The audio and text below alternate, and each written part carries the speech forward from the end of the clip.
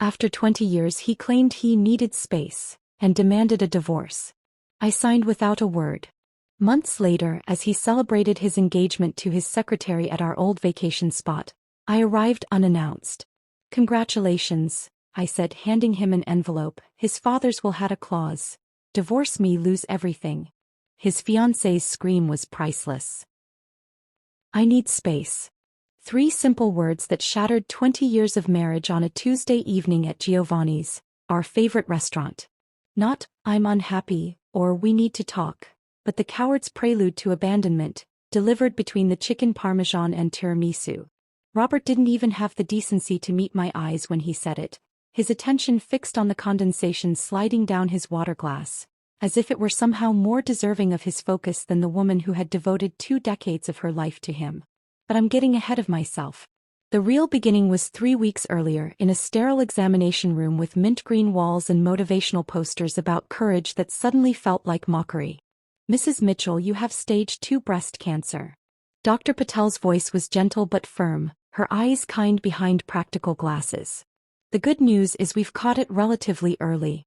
With surgery and radiation, the prognosis is quite favorable. Before we begin, I want to take a moment to thank you for joining Margaret's journey from betrayal to empowerment. If stories of resilience and unexpected strength in the face of life's cruelest surprises speak to you, consider subscribing. It's completely free and connects you with others who understand that sometimes the perfect life is merely an illusion. Now let's witness how 20 years of marriage can shatter in an instant, and how sometimes justice arrives in the most unexpected ways. I remember nodding mechanically, asking all the right questions, scheduling follow-up appointments, going through the motions while feeling strangely detached from my own body. At 48, the word itself felt foreign in my mouth, like a bitter pill I couldn't quite swallow. The timing couldn't have been worse. Robert had been promoted to senior partner at his law firm just months earlier. The new position came with longer hours, more stress, and higher expectations. I'd spent weeks assuring him I could handle everything at home. The endless social obligations, charity functions, dinner parties, all the invisible work that made his success possible. And now this. An inconvenient illness that didn't fit into our carefully curated lives. I rehearsed breaking the news to him on the drive home, planning to approach it calmly, rationally, the way Robert preferred to handle difficult situations. But when I arrived, our house was empty. A text message pinged, "Working late. Don't wait up." The 3rd time that week. I placed my hand over my chest, feeling the hidden enemy within, and wondered when exactly my husband had started pulling away. That night, I sat alone in our kitchen, tracing the veins of the marble countertop we'd selected together during our 10th anniversary renovation. When had our home become a showpiece rather than a sanctuary? When had I become just another carefully chosen accessory in Robert's climb to success? Looking back, the signs had been there for months. Robert's sudden interest in his appearance, new designer suits, a gym membership he actually used, the expensive cologne I didn't recognize. Our conversations grew shorter, his criticisms sharper. The way he checked his phone constantly during our rare dinners together. How he flinched when I touched him. But I'd been too busy maintaining our perfect life to acknowledge what was happening right in front of me. "Margaret, did you reschedule the dinner with the Hendersons?" Robert asked the next morning, not bothering to look up from his phone during our brief overlapping minutes at breakfast. "I thought we could talk about something important first," I replied, my voice steadier than I felt. "Can it wait? I have court in an hour and the Jacobson case is a mess." I swallowed the news along with my lukewarm coffee. "Sure. It can wait." But it continued to wait as days stretched into a week, then 2. Robert came home later each night, his excuses increasingly vague. I scheduled my first oncology appointment alone, telling myself I was being strong, independent, not abandoned. In the quiet moments between maintaining appearances and researching treatment options, I began to notice the gaps in our life together. The framed photos throughout our home that captured smiles but not joy. The separate bedrooms we'd been occupying for months under the pretense of his late work hours and my early mornings. Then came the credit card statement with charges from jewelry stores I'd never visited, restaurants too intimate for business meetings. The late-night phone calls he took in the garage, voice lowered. The lipstick shade on his collar that wasn't mine, a vibrant red I'd never had the confidence to wear. "I think we should have a special dinner this weekend," Robert said that Friday, his voice oddly formal. "There's something important we need to discuss." Hope flickered. Perhaps my illness had made him realize what truly mattered. Perhaps we could still salvage what we'd built. I spent hours preparing for that dinner, choosing a dress that hid my recent weight loss, applying makeup to disguise the dark circles beneath my eyes. I even called my sister, breaking my silence about the diagnosis. "He's finally noticed something's wrong," I told her. "Maybe this is what we needed, a wake-up call." "Maggie," she said hesitantly, "have you considered that might not be what he wants to talk about?" I dismissed her concern.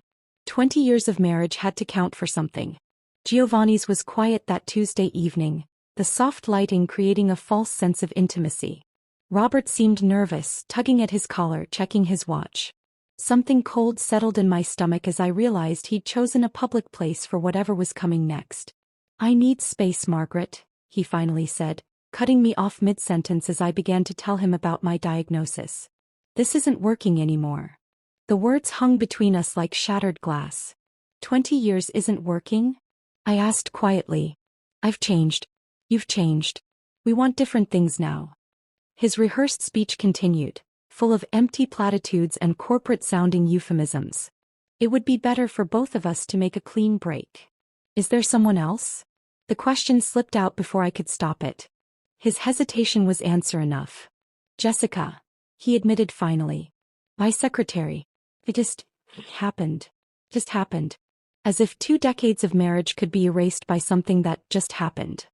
As if my cancer diagnosis, which I still hadn't managed to share, was less significant than his newfound passion for a woman half my age. "I want a divorce," he concluded, sliding a business card across the table. "My lawyer will be in touch. I've already found an apartment." I stared at the card, at his perfectly manicured fingers, at the expensive watch I'd given him for our 15th anniversary. "Is that all?" I asked, my voice surprisingly steady. He looked startled, as if he'd expected tears, pleading a scene. "Yes," he said cautiously. "I suppose it is." I nodded once, placed my napkin beside my barely touched meal, and walked out of Giovanni's with my dignity intact and my heart in pieces. The cancer would have to wait. I had a divorce to survive first. The manila envelope arrived exactly 7 days after Giovanni's. Robert's lawyer, not even someone from his own firm, but a divorce specialist with an office in a gleaming downtown tower, had wasted no time. I placed the envelope on my kitchen counter and stared at it for hours before finding the courage to break the seal. Inside lay the cold, clinical dissection of 20 years together. Our house, to be sold, proceeds split, retirement accounts, divided equally, personal property itemized with surgical precision. Robert had even listed the anniversary pearls he'd given me 5 years ago, assigning them a monetary value as if they were just another asset to be divided. The final page required only my signature to dissolve 2 decades of promises. I should have called my own lawyer. I should have fought. But something inside me had shifted that night at Giovanni's, a quiet calculus forming beneath my grief. "Are you sure about this, Maggie?" My sister Claire's voice crackled through the phone line. "He doesn't deserve an easy way out. You should take him for everything he's worth." "I need to focus on my health right now," I replied, not mentioning that I still hadn't told Robert about my diagnosis. Fighting him would just drain energy I don't have.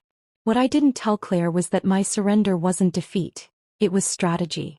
Every instinct told me to wait, to watch, to let Robert believe he'd won. I signed the papers with steady hands, wrote a brief note declining mediation or further discussion, and sent the package back the same day. Then I made 2 phone calls. One to my oncologist to schedule surgery, the other to George Mitchell, my father-in-law. George had always been more parent to me than my own father. After my mother died when I was in college, it was George who stepped in with quiet support and practical guidance. When Robert and I married, George embraced me fully as his daughter. Even as Robert grew increasingly distant over the years, my weekly lunches with George remained a constant. "I was wondering when you'd call," George said when he answered. His voice, still strong at 82, carried a note of resignation. "Robert told me yesterday." "Did he tell you why?" I asked, settling onto my porch swing. A heavy pause. "He gave me some nonsense about growing apart. But I've seen how he looks at that girl from his office. We sat in comfortable silence for a moment, connected by our shared disappointment in the man we both loved. "I'd still like to have our lunch on Thursday," I said finally. "If that's okay with you." "Nothing would make me happier, Margaret. Nothing at all." 2 days later, I sat across from George at Mercer's Cafe, watching him methodically butter his toast. He looked older somehow, the lines around his eyes deeper, his shoulders slightly more stooped. "Robert gets his ruthlessness from his mother," George said suddenly, setting down his knife. "I always hoped your gentleness would soften those edges." "I think I enabled them instead," I admitted. George reached across the table and covered my hand with his. "I need to tell you something, Margaret. Something important." He explained that after his wife died 6 years ago, he'd made changes to his will. Robert was his only child, set to inherit the family business, the lake house in Vermont, and a substantial estate. "But I added a condition," George said, his eyes never leaving mine. "A moral clause, my lawyer called it." I listened, stunned, as George revealed the provision. Robert would forfeit his entire inheritance if he ever divorced me without clear evidence of infidelity on my part. The divorce had to be initiated by me, or by him with documented proof of my misconduct. "Why would you do that?" I whispered. "Because I watched how he treated you even then. How he took your devotion for granted." George's voice grew fierce.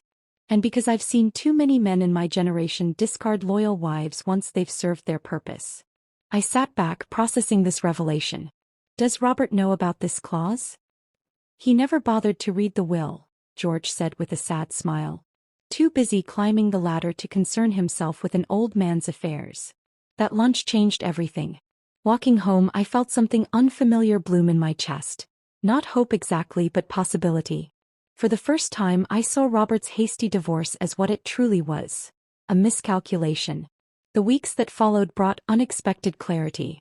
While recovering from my lumpectomy, a procedure Robert knew nothing about, I reconnected with friends I'd neglected during my marriage.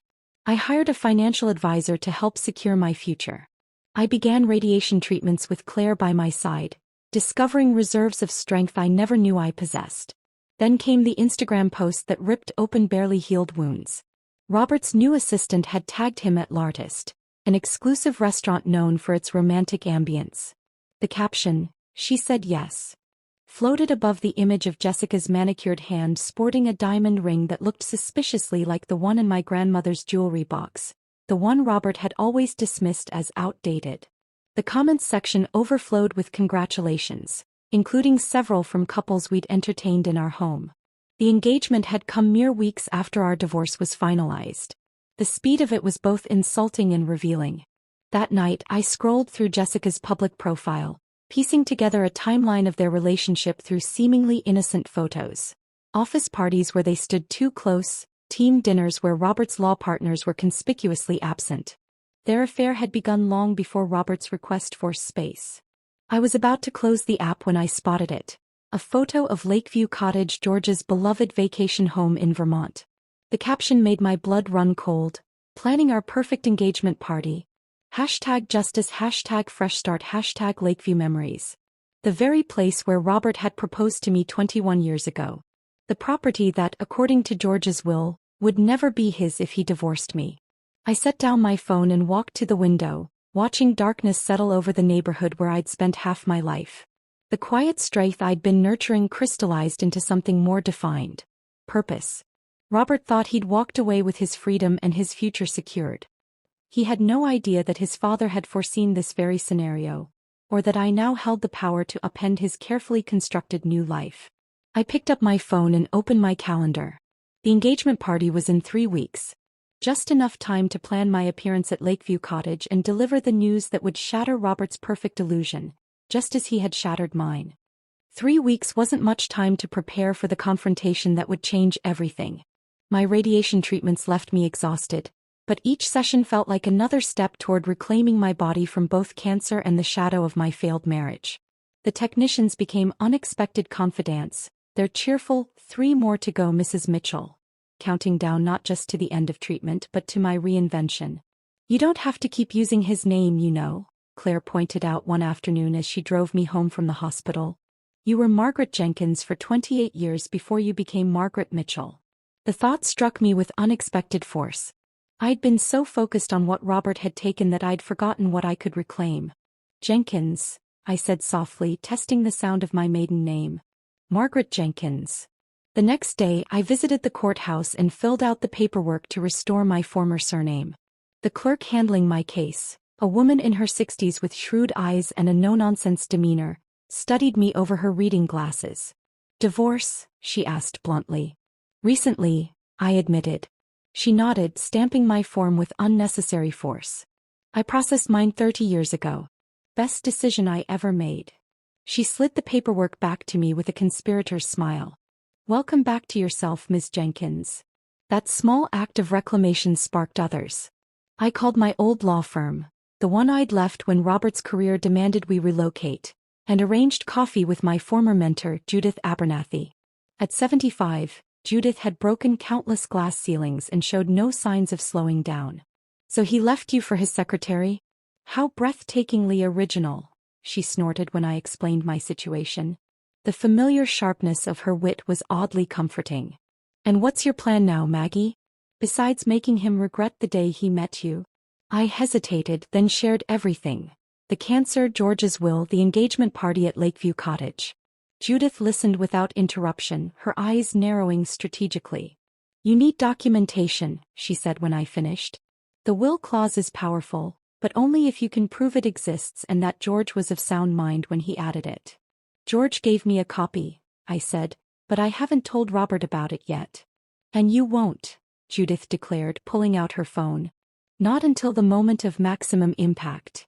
She made a quick call, then smiled at me. My estate law colleague will meet us at my office in 20 minutes. We're going to make sure this is airtight. As my circle of allies grew, so did my strength. My oncologist declared my prognosis excellent after my final radiation treatment. My financial advisor helped me secure my own apartment and investment strategy. Even my neighbor Michael, a quiet widower who had always been more Robert's friend than mine, stopped by with homemade soup and an unexpected offer. I overheard Robert at the club last week, he said, eyes fixed on his coffee cup. He was telling everyone you'd had emotional problems for years and he'd finally had to end things for his own well-being. Michael looked up, his expression troubled. I know that's not true. If you need someone to set the record straight, I'm happy to speak up.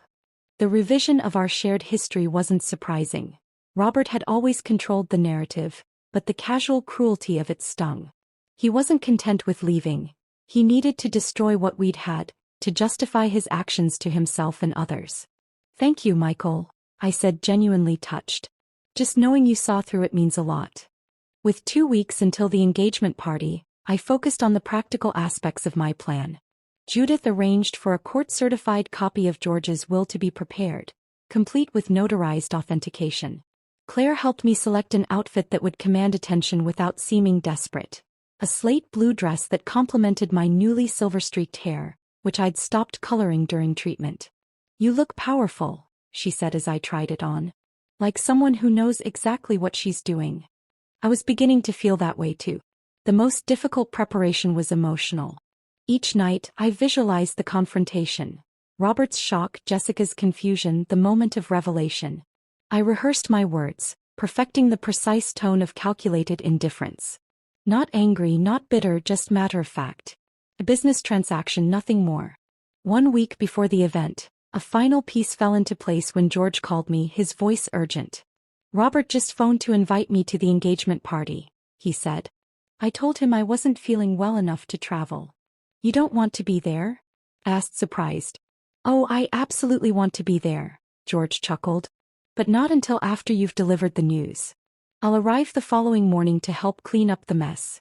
And Margaret? I've instructed my lawyer to send the official inheritance notification letter to arrive at Lakeview the morning after the party. Timing is everything. The day before I was set to leave for Vermont, I discovered through social media that Robert had been busy rewriting more than our history. Jessica had posted photos of Lakeview Cottage's interior, now stripped of the warm antiques and family photographs I'd carefully curated over 2 decades. In their place were sleek, modern pieces, all evidence of the Mitchell family heritage carefully erased, replaced with the sterile aesthetic of a luxury rental. Creating our dream space. New beginnings, the caption read. The cottage had been my refuge whenever Robert's work consumed him. I'd spent countless weekends there, befriending the local shopkeepers, tending the heirloom garden George's mother had planted. Now it was being transformed into a showcase for Robert's new life, with no acknowledgement of what came before. As I packed my overnight bag and placed the sealed envelope containing the will excerpt in my purse, I realized I no longer felt like a victim seeking justice. This wasn't about revenge, it was about consequences. Robert had discarded our vows, their meaning, and me. He'd never imagined I might rise from those ashes transformed. I checked my flight confirmation one last time and closed my laptop. Tomorrow, Robert would learn that some promises couldn't be broken without a cost, and I would be there to witness the reckoning. The Vermont countryside unfurled before me as I navigated the rental car along familiar winding roads. Each curve brought a memory. Robert and I driving up for our first anniversary, George teaching us the names of local wildflowers, the autumn we'd spent repainting the cottage's shutters that perfect shade of forest green. Now those shutters were stark white, visible from the road as I approached the final turn. My hands trembled slightly on the steering wheel. I pulled over, needing a moment to compose myself. Through the trees I could glimpse Lakeview's distinctive sloped roof, hear faint music and laughter drifting across the lake. The celebration was clearly underway. "You can do this," I whispered to my reflection in the rearview mirror. The woman staring back at me bore little resemblance to the one who had signed divorce papers with quiet resignation just months ago. My hair was styled in a confident bob that showcased the silver strands I'd once hidden. The shadows beneath my eyes had faded. Even my posture had changed, no longer curved inward protectively but straight and resolute. I checked my phone. 4:42 p.m. The party had started at 3. Perfect timing. Late enough that everyone would be present, early enough that they'd still be sober and alert. The gravel crunched beneath my tires as I pulled into the long driveway, now lined with expensive cars I recognized from Robert's firm. Near the cottage itself, white paper lanterns hung from tree branches, swaying gently in the afternoon breeze. A photographer was directing a group shot on the dock, all tailored suits and flowing dresses, champagne flutes held aloft. No one noticed me at first. I parked alongside the other vehicles and sat for a moment, hand resting on the envelope in my purse. My heartbeat steadied. This wasn't about emotion anymore. It was about justice. I stepped from the car and smoothed my dress. The slate blue fabric caught the late afternoon sun as I made my way toward the cottage, following the sound of a string quartet playing near the lake. The back garden had been transformed with white chairs and tables adorned with arrangements of calla lilies, Jessica's favorite, according to her Instagram. A bartender mixed cocktails beneath a white tent. Catering staff circulated with trays of hors d'oeuvres. I recognized most of the guests. Colleagues from Robert's firm, country club acquaintances, some of our former neighbors. A few glanced my way, their expressions shifting from confusion to discomfort as they recognized me. One woman, Diane Harris, whose husband had made partner the same year as Robert, actually gasped, her champagne sloshing over the rim of her glass. "Margaret? Is that you?" she stammered. I smiled pleasantly. "Lovely to see you, Diane. Beautiful party, isn't it?" Before she could respond, I continued toward the center of the gathering, where Robert stood with his arm around Jessica's waist, holding court with the senior partners from his firm. His back was to me, but I would have known his stance anywhere. That particular tilt of his head when he was trying to impress someone, the slight lean into his right hip. Jessica saw me first. Her smile faltered, eyes widening in recognition and alarm. She tugged at Robert's sleeve, whispering urgently. He turned, his expression transitioning from annoyance to shock to a carefully composed mask of civility. "Margaret," he said, his voice carrying just enough to draw attention from nearby guests. "This is unexpected." "Hello, Robert," I replied, my tone light and conversational. "Jessica. Congratulations on your engagement." A tense silence descended. The string quartet faltered briefly before continuing their melody. Nearby conversations halted as guests turned to witness the unfolding drama. "Perhaps we could speak privately," Robert suggested, already moving to guide me away from the crowd, away from his embarrassment. "Oh, I won't stay long," I assured him. "I just wanted to deliver this in person." I removed the envelope from my purse and held it out. Robert didn't take it.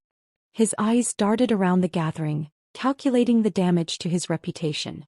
Jessica stepped closer, her hand possessively gripping his arm. "What is it?" she asked, her voice higher than usual. "Just a copy of something Robert should have read years ago," I explained. "Your future father-in-law's will. Specifically, the moral clause regarding divorce." Robert's face paled. "What are you talking about?" I opened the envelope and extracted the notarized document, holding it where both could see the official seal. "George added this provision 6 years ago. It states quite clearly that if you initiated divorce proceedings against me without evidence of infidelity on my part, you would forfeit your entire inheritance." Jessica snatched the document, scanning it frantically. Her perfectly manicured nails crumpled the edges as she read. "This can't be legal," she insisted, looking up at Robert. "Tell her it's not legal." But Robert stood frozen, finally understanding the magnitude of his miscalculation. "My father would never do this to me," he said, but his voice lacked conviction. "He did it because he saw who you really were," I replied quietly. "Long before I did." The crowd had grown silent, necks craning to observe our exchange. I noticed Robert's managing partner frowning nearby, no doubt calculating the professional implications.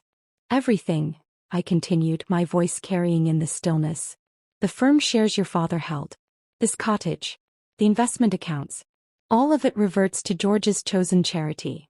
I paused, allowing the words to sink in. "Unless, of course, you can prove I was unfaithful." Jessica's face contorted with fury. "You planned this," she hissed. "You manipulated an old man to ruin us."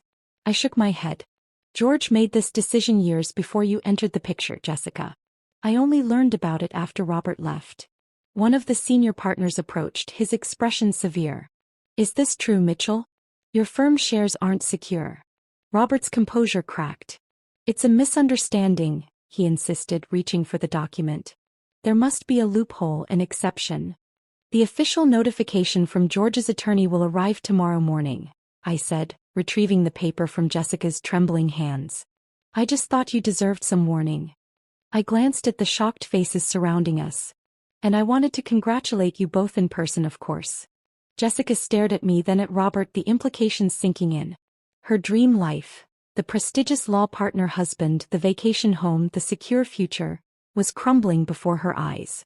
Her scream pierced the afternoon air, a sound of pure rage and disbelief that sent birds scattering from nearby trees. "You said everything was taken care of," she shrieked at Robert. "You promised me."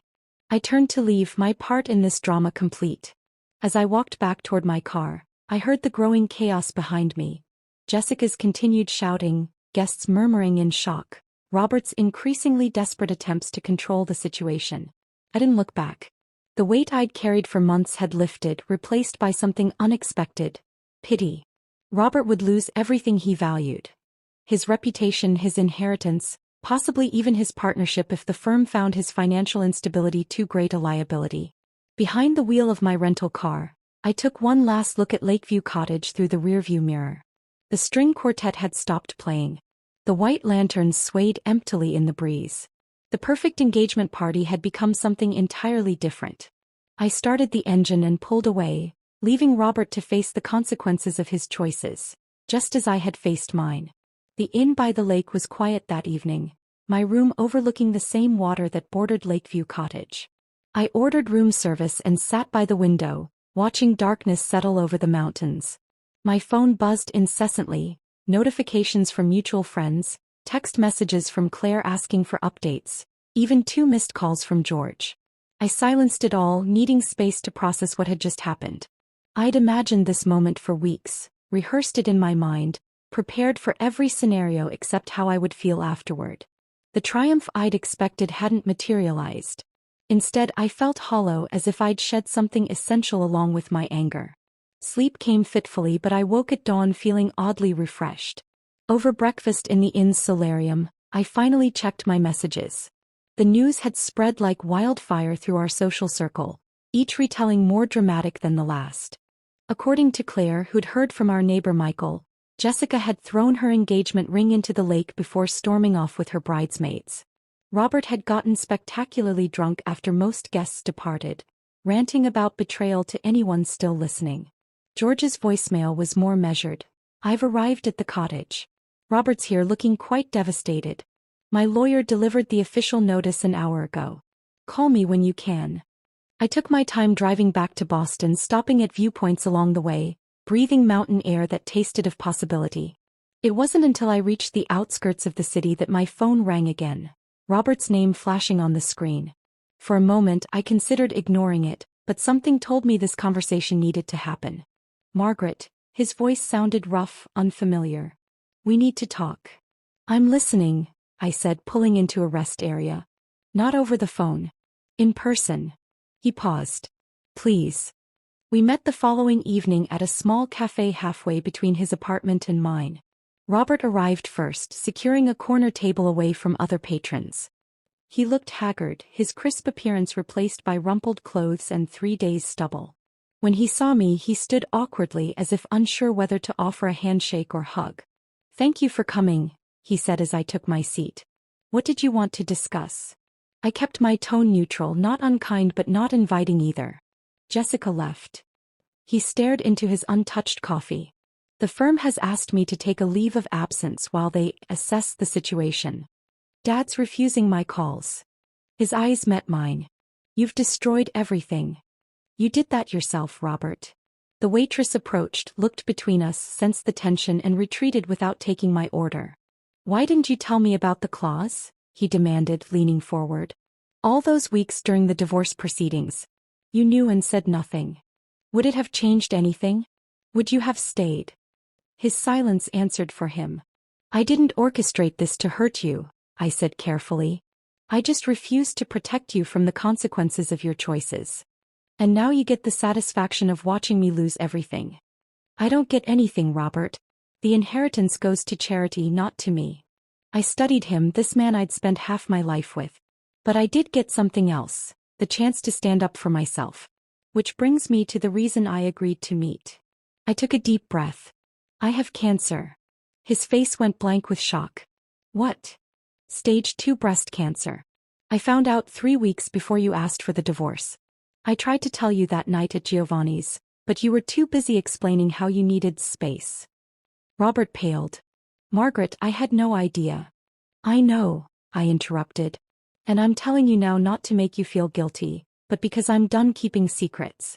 I'm in remission, by the way. The prognosis is excellent. He stared at me, genuinely speechless for perhaps the first time in 20 years. I spent decades being Robert Mitchell's wife, I continued. Arranging my life around your career, your needs. When you left, I thought I'd lost everything. But I was wrong. I smiled slightly. I found myself instead. 2 days later, the law firm's official statement hit the local business news. Robert had chosen to resign to pursue other opportunities. His managing partner, a man who'd dined at our table countless times, wasted no time distancing the firm from the scandal. Friends who'd sided with Robert after the divorce suddenly remembered long-standing coffee dates with me. The ripples spread outward, reshaping social alliances like tectonic shifts. I watched it all with remarkable detachment. My focus had turned inward, toward rebuilding rather than reaction. Spring arrived, bringing an unexpected job offer from Judith's firm. A position managing their nonprofit clients, utilizing the fundraising skills I'd honed through years of charity work for Robert's business connections. The irony wasn't lost on me. All those events I'd organized as his wife becoming legitimate professional experience. They're not hiring you as a favor to me, Judith insisted when I expressed doubt. They're hiring you because you're good at this. You always were. 6 months after the confrontation at Lakeview Cottage, I received a letter from George. He'd decided to sell the cottage, too painful now with its mixed memories. Enclosed was a small key. The garden shed still holds your grandmother's antique gardening tools, he wrote. I thought you might want them. They should belong to someone who appreciates growing things. I drove up the following weekend, half expecting to find Robert there, but the cottage stood empty. The new white shutters had already begun to peel in the harsh mountain weather. Inside the garden shed, I found not only my grandmother's tools but a stack of photo albums I'd assembled over the years. Family holidays, milestones, quiet moments, all carefully preserved by George. As I packed them into my car, a familiar vehicle pulled into the driveway. Robert stepped out, looking healthier than he had at the cafe, though noticeably less polished in jeans and a simple sweater. Dad said you'd be here, he explained. I wanted to return something. He handed me a small velvet box containing my mother's earrings, ones I'd thought lost in the divorce settlement. I should have given these back months ago, he said. I was too angry then. And now? He looked toward the lake, then back at me. Now I'm just trying to rebuild one day at a time. New job at a smaller firm in Providence. Smaller apartment. Smaller life. He offered a rueful smile. It's not what I planned, but maybe it's what I needed. We walked to the dock together, sitting side by side as we had countless times before, watching the afternoon light play across the water. You know what's strange? I said finally. I don't regret any of it anymore. Not even the end. Robert nodded slowly. I think I'm starting to understand that. As the sun began to set, we said goodbye, not as enemies or even as former spouses, but as two people acknowledging both what was lost and what was found in the breaking. I drove away from Lakeview Cottage for the final time, the photo albums beside me, the road ahead clear and open.